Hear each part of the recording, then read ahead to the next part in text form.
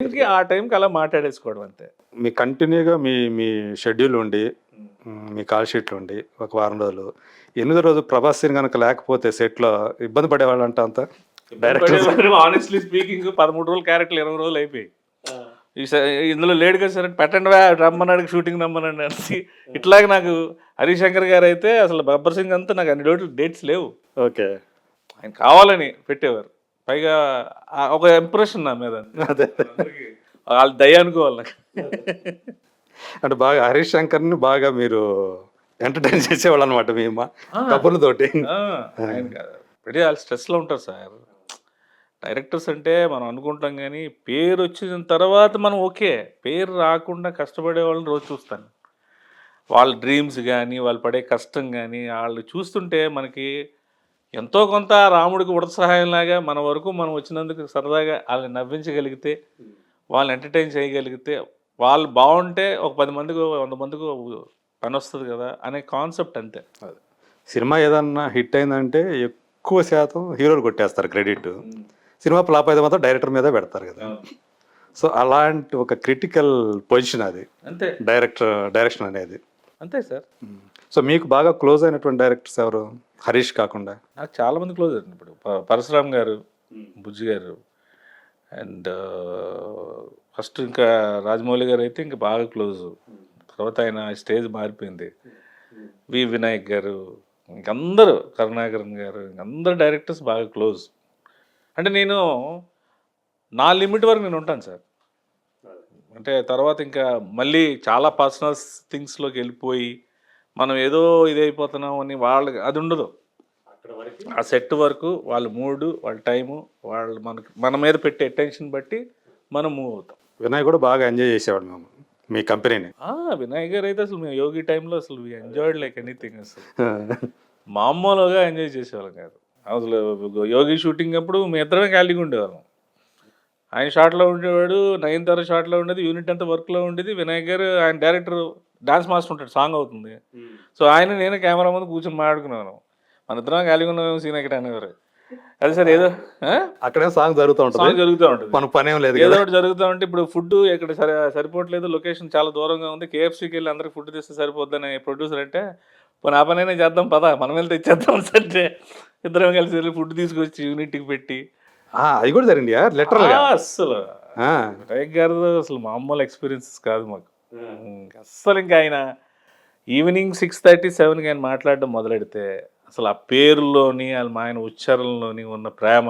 సీనా ఇట్రా, సీనయ్య ఇట్రా, ఆయన ప్రభాని ముద్దుగా పిలుస్తారు. ఆయన మాట కానీ అంటే ఆయన అంటే మాట్లాడితే టైం తెలీదు. నాన్ స్టాప్గా మార్నింగ్ 6:30 అయిపోయింది, తెల్లారిపోయింది అనిపిస్తుంది. అంత దీనికి టైం పాస్ అయిపోద్ది ఇంకా. సో అందరితోటి మీరు ఏ సినిమాకి పని చేస్తే ఆ సినిమా డైరెక్టర్కి ఆల్మోస్ట్ ఒక ఫ్రెండ్ లాగా అయిపోయేవాళ్ళు అంతే. అదే. సో అందువల్లే మీకు కంటిన్యూగా ఆ సినిమాలు రావటం కానివ్వండి, అంటే మీ కంపెనీని కోరుకుంటారు కాబట్టి వాళ్ళు కూడా. నేను పర్టికులర్గా డబ్బులకు ప్రయారిటీ ఇవ్వను సార్. ముందు మీరు కొత్త సినిమా చేస్తే ముందు ఆయనతో నాకు పరిచయం ఏర్పడితే చాలు. ఇప్పుడు డబ్బు అనేది చూసుకుంటే ఇంత ఇస్తే కానీ నేను రాను అనుకుంటే ఒక డైరెక్టర్ నాకు మిస్ అయిపోతాడు అనే స్ట్రాంగ్ కాన్సెప్ట్. అండ్ అప్పుడులో నా మైండ్ సెట్కి నాకున్న ఫైనాన్షియల్ థింగ్ దానికి ఏంటంటే ఇప్పుడు నేను ఇంట్లో ఉంటే ఇప్పుడు ఇదే ఇంట్లో ఉంటే నేను మార్నింగ్ టిఫిన్కి, మధ్యాహ్నం మళ్ళీ మటనో చికెన్కో, మళ్ళీ రాత్రి మందుకి, మళ్ళీ రాత్రిపూట మళ్ళీ దానిలో మళ్ళీ ఏమైనా చూస్తే ఆ మటన్కి చికెన్కి ఎన్ని లెక్కలు వేసుకుంటే ముందు షూటింగ్ పోతాడు ఇచ్చే 10-20 ఒక లెక్క తేలిపోద్ది కదా అనే ఫీలింగ్లో వెళ్ళిపోయాడు. ఇంటి దగ్గర ఉంటే ఖర్చు ఎక్కువే కదా. ఇప్పుడు ఆదివారం పడిందంటే నాకు దోల వెళ్ళిపోద్ది. మళ్ళీ మధ్యాహ్నం తెచ్చుకోవాలి, మళ్ళీ ఇది రాత్రి తెచ్చుకోవాలి, ఫుడ్ పెట్టాలి. మళ్ళీ మీ శరీరం ఇంత దాన్ని తట్టుకునేదా? ఏమో తట్టుకుంది సార్. ఇప్పుడు నాకు షటిల్ ఆడతాను. అండ్ చిన్నప్పటి నుంచి మనం పల్లెటూరులో ఊర్లో పెరిగి ఏదో ఒకటి ఎప్పుడు యాక్టివిటీ ఏదో ఒకటి ఉంటుంది కాబట్టి ఫోన్లు ఈ టీవీలు అప్పుడు లేవు. మార్నింగ్ వెళ్ళామంటే రోడ్డు మీదకి వెళ్ళామంటే మళ్ళీ రాత్రి పడుకునేంత వరకు తిరగడమే. సన్ను గిన్ను గట్టిగా తగిలేది, స్ట్రాంగ్గా ఉండేవాళ్ళం. మధ్యలో హైదరాబాద్ వచ్చిన తర్వాత మనకి ఏంటంటే ఈ డ్రింక్ ఎక్కువ అలవాటు అవడం వల్ల ఆ హెల్త్ కాన్షియస్ అని కొంత తగ్గుద్ది. ఎక్కడికైనా వెళ్ళాలనుకోండి ఇప్పుడు పట్టప్పని వెళ్ళేది రేపు వెళ్ళచ్చులే, ఎల్లుండి వెళ్ళచ్చులే అనే నెగ్లిజెన్సీ ఎక్కువ వస్తుంది. ఆ నెగ్లిజెన్స్ వచ్చిందంటే కెరీర్ అయిపోయింది. ఒకటి రెండు సార్లు మిమ్మల్ని ప్రభాస్ హెచ్చరించాడా ఈ విషయంలో? చాలాసార్లు తిట్టారు. ఉమ్. అసలు అంటే వ్యసనం అలాంటిది. అదే అదే థింగ్ ఏంటంటే వ్యసనంకి తెలియదు అది ఒకటి మూర్తిగా ప్యాక్ ఒకటి ఇదొకటి అంత తొందరగా వదలవు కదా. వదలవు. అందులో నేనేంటంటే అందరిలాగా సొసైటీలో తిరిగేవాడిని కాదు కదా సార్. మార్నింగ్ నుంచి ఆయన దగ్గర పని చేయడం, ప్యాక్ ఉన్నట్లయితే ఇక అది కూడా ఉండేది. ఆయన్ని పని చేయడం, మళ్ళీ ఆడ కష్టపడ్డాడు కదా రాత్రిపూట అదొక్కటే ఆడికి ఎంటర్టైన్మెంట్ ఆయన వదిలేసేవారు. నేనేంటి మార్నింగ్ నుంచి వెళ్ళడం, ఇంకా రాత్రి అయ్యేసరికి ఇంకా ఆ విషయంలో ఇంకా 600 ఎదురుగా ఎవడొచ్చినా సరే నాకు ఆ టైం నేను ఆగను ఇంకా. ఎందుకంటే మార్నింగ్ అంత కష్టపడతాను. మార్నింగ్ నుంచి నేను అసలు నవ్వుతున్నా సరదాగా అన్నీ చేసేసి ఆ 1 hour మాత్రం నాకు ఇచ్చారు. సో అదే నేను ఆ రోజంతటికి నాకు ఎంటర్టైన్మెంట్ పార్ట్. అది అలాగా ఎడిక్షన్ అయిపోయింది. అట్లాగే హీరోలు కూడా సర్కార్ వారి పాటలో మహేష్తో కూడా మంచి కంపెనీ అనుకుంటా కదా. అప్పటికి నేను మానేశాను. ఆయనతో అసలు ఆయన అసలు భలే జోవియల్గా ఉంటారు సెట్స్ మీద. ఆ. ఆయన మామూలుగా జోవియల్గా ఉండే క్యారెక్టర్ కదా ఆయన. అసలు నాకు ఆశ్చర్యం ఏంటంటే మేము కాలనీలో షూటింగ్ చేసాం సార్. మార్నింగ్ 9కి వస్తే ఇప్పుడు వేరే అలాంటి వాడినే ఎవరో ఆవు అంటే సార్ క్యారవాన్ ఎక్కిస్తాను. అసలు సాయంత్రం ప్యాకప్ వరకు ఆయన క్యారవాన్కి మధ్యలో లంచ్కి వెళ్తారు అంతే. ప్యాకప్ అయినా మళ్ళీ కార్ వేసుకొని అలాగే లొకేషన్ నుంచి వెళ్ళిపోతారు తప్ప ఎవ్వరు ఏంటి అని అసలు ఏం పట్టించుకోరండి. గ్రేట్ అది. ఈ సినిమాలో మంచి సీన్ ఉంది, అట్లా సీతమ్మ వాకిట్లో కూడా మంచి సీనే పడింది కదా కాంబినేషన్లో. ఆగడు ఫుల్ లెంగ్త్ ఉంది కానీ ఆగడ్లో ఫుల్ లెంగ్త్. అవును.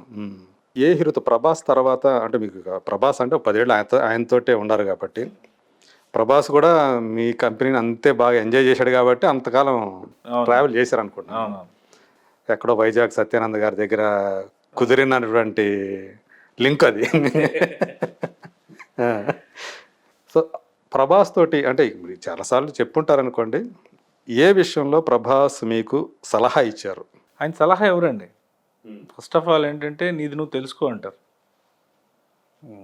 సలహా ఇస్తే అంటే అంత భయంతో నువ్వు పని చేస్తావు. That's not right. ఇష్టంతో పని చేయాలి, ప్రేమతో పని చేయాలి. ఎక్కువ టైం ఇస్తారు, రియలైజేషన్ టైం ఎక్కువ ఇస్తారు. చాలామంది కోపం వస్తే వెంటనే అలా ఉండదు. ఈ will take lot of time, patience తీసుకుంటారు. తీసుకొని వాడికి ఇది కావాలి ఇది కావాలి అని తెలుసుకున్న రోజు వాడి అంతటి వాడే పని చేస్తాడు. నేను ఇలా ఉండాలంటే వాడు యాక్ట్ చేస్తాడు. అది నచ్చదు. You don't like it. అలాంటివి ఆయన దగ్గరలో తీసుకోలేడు కూడా ఆయన.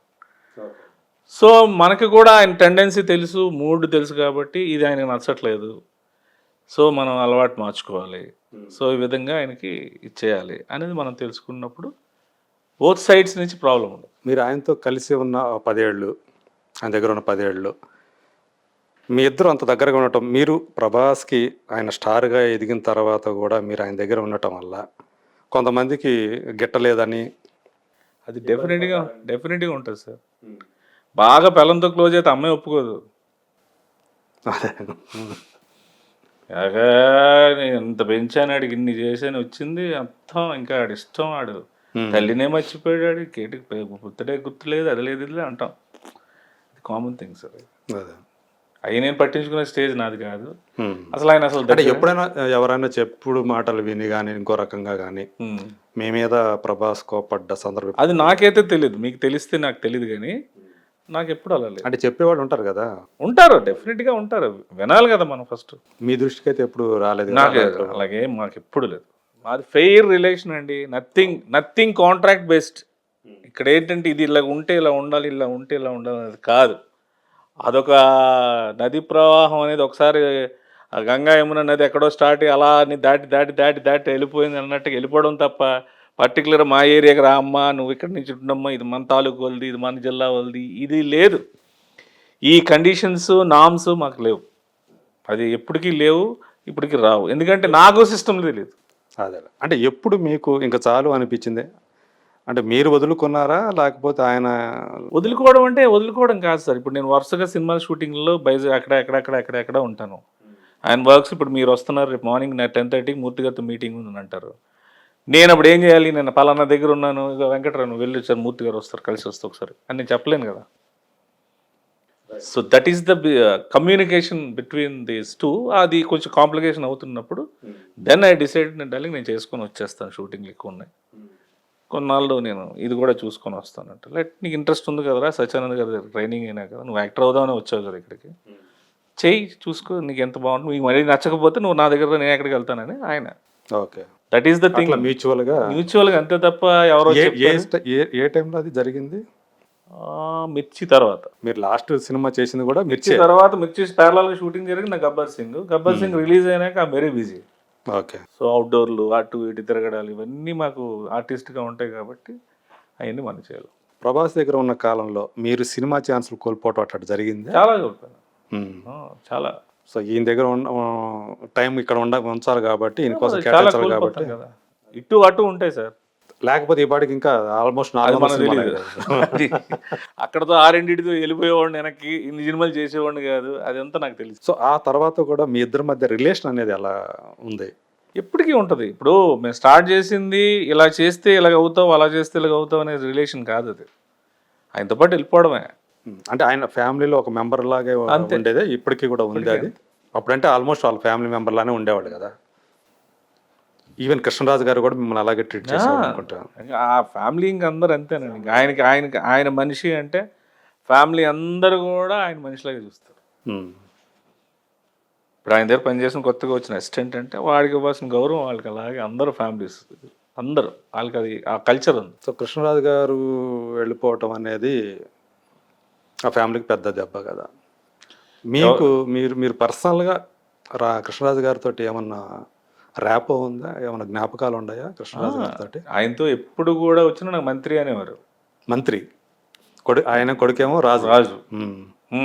మంత్రి రా, ఏంటి ఏవో వాగుతావు కదా వాగు, ఆడి మీద 8 అనకు, మా చిరాకు. మరి వాగుతావు కదా వాగంటారు, ఆడి మీద 8 అనకంటే నేనేం మాట్లాడాలి సార్ అన్నాను, న్యూస్ చదవాలా అన్నాను. అది కాదు వేరే చెప్తాను అని చెప్పేవారు, ఆయన ఎక్స్పీరియన్స్ చెప్పేవారు. వాటికి మేము కౌంటర్లు, ప్రతి దీపావళికి వచ్చేవారు అందరితో పాటు. మేము మా ఫ్యామిలీస్, ఫ్రెండ్స్ ఫ్యామిలీస్ అందరం కలిసి దీపావళి సెలబ్రేట్ చేసుకున్నాము. ఇంకా ఆయన పెద్ద ఆయన స్మోక్ పడదని చెప్పి ఆయన సపరేట్ కుర్చీలో కూర్చునేవారు, మేము ఇంకంతా ఆడుకునేవాళ్ళం. ఆ తర్వాత ఫుడ్ ఇంకా అసలు చాలా, అంటే ఆయనతో ఏంటంటే మాకు భయం కదా అంత దీనిగా. నేను ఒక్కడనే కొంచెం కోతి టైప్ కాబట్టి మెల్లిగా ముందుకెళ్ళిపోయి ఏదో మీదుగా నా మాటలు ఈ మాటలు ఆడేసి చేసేవాడిని తప్ప బేసికల్గా భయం మనకి. అండ్ సూర్యనారాయణ రాజు గారితో నాకు యాక్సెస్ ఎక్కువ, మెయిన్ నాకు ఆయన బాగా. ఇంకా ఆల్మోస్ట్ మార్నింగ్ లెగిసి నేను మాట్లాడే ఫస్ట్ దేవుడు దండం పెట్టుకుని వెళ్ళి మాట్లాడేది ఆయనే నాకు, సూర్యనారాయణ రాజు గారు. సో ఇప్పుడు ఇద్దరు అన్నదమ్ములు ఇద్దరు లేరు. ప్రభాస్ అనుష్క సంబంధించి మనకి చాలా చాలా కథలు తెలుసు. ఈ మధ్య ఫ్యాన్స్ అనేవాళ్ళు వాళ్ళిద్దరికి పిల్లలు కూడా పుట్టినట్టుగా క్రియేట్ చేసేసి గ్రాఫిక్స్ తోటి ఇవన్నీ సర్క్యులేట్ చేయటం, ఇవి చూస్తుంటే మీకు ఏమనిపిస్తుంటుంది? మీడియా పెరిగిపోయింది. చూసే కొత్త తులసి నాకు తల్లి లాంటిది, నాకు రాశారు, నేను మీతో ఈ గోడు వినిపించుకోవాలా సార్, ఇలా రాశారు సార్, నేను మీకు ఇంటర్వ్యూ చేయాలా, మా ఇంట్లో పిలిచి ఇలా నా మనోభావాలు దెబ్బతిన్నాయి, నా ఇంట్లో నా ఫ్యామిలీతో ప్రాబ్లమ్స్ వస్తున్నాయి, ఆవిడకో ఫ్యామిలీ ఉంది. యాక్చువల్గా ఆమె మిమ్మల్ని హెచ్చరించారు అనుకుంటా కదా, ఇట్లా వస్తుంది చూడు సీన్ అనేది అన్నట్టున్నారు. ఆవిడ నా మెసేజ్ పెట్టారు, ఇట్లాంటివి వస్తాయి మీడియాలో చాలా వస్తాయి, first of all you should tell the fact of this to your wife. అంటే మీరు కలిసి ఇంటర్వ్యూలు ఇవ్వటం అది జరిగింది, యాక్చువల్గా ప్రమోషన్ కోసం ఇచ్చిన ఇంటర్వ్యూ. అది మా పాపం వాళ్ళకి మరి టీఆర్పీ రేట్లు లేవో, లేకపోతే ముందు రావాల్సింది 4 వీకుల తర్వాత వచ్చింది. ఆ తర్వాత మన అల్లు శిరీష్ గారి సినిమా ప్రమోషన్స్లో 1 వీక్ వెళ్ళిపోయింది. ఆ తర్వాత ఇంకో అనుకోని ప్రయాణం ఒక సినిమా కోసం వచ్చిన ఇంటర్వ్యూ అది ఆలీ గారితో. నెక్స్ట్ వీక్ టెలికాస్ట్ అవ్వాల్సింది అవ్వాల, అలా 3-4 వీక్స్ తర్వాత టెలికాస్ట్ అయింది. ఓకే, సో ఆల్మోస్ట్ 1 మంత్ అదేదో మా ఇద్దరు పర్సనల్ ఇంటర్వ్యూ లాగా అది క్రియేట్ అయింది. ఇన్ టైం రాజేంద్ర ప్రసాద్ గారు ఉండాలా, నేను ఉండాలా, ఆవిడ ఉండాలా, ఇంకొక యాక్టర్ ఉండాలా, 4 ప్లాన్ చేశారు. ఆయన రాజేంద్ర ప్రసాద్ గారు డేట్ లేదు, ఎవరు లేరు, డైరెక్టర్ నరేష్ గారు కూడా డైరెక్టర్, మన ఈయన గారు ఉన్నారు కదా నరసింహరాజు గారు, ఆయన చేయాలి, అది లేదు, అది కుదరలేదు. సరే నా దగ్గరికి వచ్చేసరికి ఇంకా అలీ గారు చెప్పి పాపం ప్రొడ్యూసరు ప్రమోట్ చేయాలి కదా సినిమాకి, తులసి నువ్వేనా రండి మాట్లాడండి సినిమా గురించి ప్రమోట్ అవుతుంది. సో దానికి వచ్చిన effect it's convert to personal things. ఎవరు బ్లేమ్ చేస్తాం, ఏం చేస్తాం. అంటే సమయం బట్టి ఇన్ టైం జరగకపోయినా కూడా లేట్ అయినా కూడా కొన్ని ఇలాంటి ఇది మనం ఫేస్ చేయాలి. ఇప్పుడున్న సిచ్యువేషన్ బట్టి ఏంటంటే we should face it and now don't bother about all. తెలుసు కాబట్టి నిజంగా మీకు దూషిస్తే మీరు నాకు స్ట్రైట్గా అడగొచ్చు సార్. థర్డ్ పర్సన్ వచ్చి మేబీ మీకు ఇలాగ అన్నాడంటే మీ మనసులో ఇలాగ అన్నాడు కాబట్టి మూర్తి గారిని అవహేళన చేస్తున్నాడు శ్రీనివాస్ అనేవారు, మళ్ళీ ఇది మీకు ఇవన్నీ వేస్ట్ కదా. యాక్చువల్గా మీకు ఇది దీనివల్ల మీరేం పెద్దగా డిస్టర్బ్ అయింది లేదు నాకు తెలిసి. నేను అస్సలు అవును మీరు బాగా నవ్వుకున్న గాసిప్స్ ఏదైతే ఉందో ఇదే అనుకుంటా నేను. అంతే కదా. నాకేమో 45 years, ఆవిడకేమో 54 years. అప్పటికి నేను 50. ఇన్ఫర్మేషన్ కూడా కరెక్ట్ కాదు. ఐసైడ్ పాప మాది ఏదో ఎవరు బాధలు అనుకుంటాయి. ఇప్పుడు ఒకళ్ళు ఊర్లోకి వెళ్తాను, నీ యాక్టింగ్ చాలా బాగుంది అంటాడు, ఈడొక యాక్టర్ అంటాడు ఇంకోడే. ఇది తీసుకో అది తీసుకో, హ్యాపీ. నీ పని ఏంది, షూటింగ్ చేయడానికి వచ్చాం, వాళ్ళని పట్టించుకుంటాం. అదే సో మీకంటే నాకు తెలిసి ఆమె కొంచెం ఇంకా ఎఫెక్ట్ అయి ఉండాలి. గారు ఆవిడ జీవితం చదివింది అండ్ మోర్ ఓవర్ షీఈ్ షిరిడి సాయిబాబా మహాభక్తురాలు ఆవిడ. అసలు ఇంకా మాకే ఇంకా చిరాకు, అమ్మ తల్లి నమస్కారం అమ్మ, నువ్వు ఇప్పుడు లక్ష్మీవారం పూట ఈవిడ దగ్గరికి వచ్చి చచ్చిపోతామని చెప్పన్న దీంట్లో ఉంటాం. వాళ్ళకి మనకి ఇంక ఏదేదో ఇంకంటే ఇంకేం చేస్తాం. సో ఇప్పుడు అలా అంటే ఫ్యాన్స్ ఏమవుతున్నారంటే అలా సాటిస్ఫై అవుతున్నారు, వీళ్ళిద్దరికి పెళ్లి చేసేసి సాటిస్ఫై అవుతున్నారు. మీరు అలా చెప్పేస్తారు, పిల్లలు కూడా పుట్టించి వాళ్ళకి గ్రాఫిక్స్. ఇప్పుడు మేము చిన్నప్పుడు ఎలాగుండేవాళ్ళం, మాకు మేము చిరంజీవి గారి ఫ్యాన్స్. ఇప్పుడు ఇంకా అప్పుడు చిరంజీవి గారి ఫ్యాన్స్ ఇంకా రాధా, ఎస్ చిరంజీవి గారు రాధా అది అని అనుకుంటాం తప్ప చిరంజీవి గారు రాధా వాళ్ళ రిలేషన్ ఏంటి అదే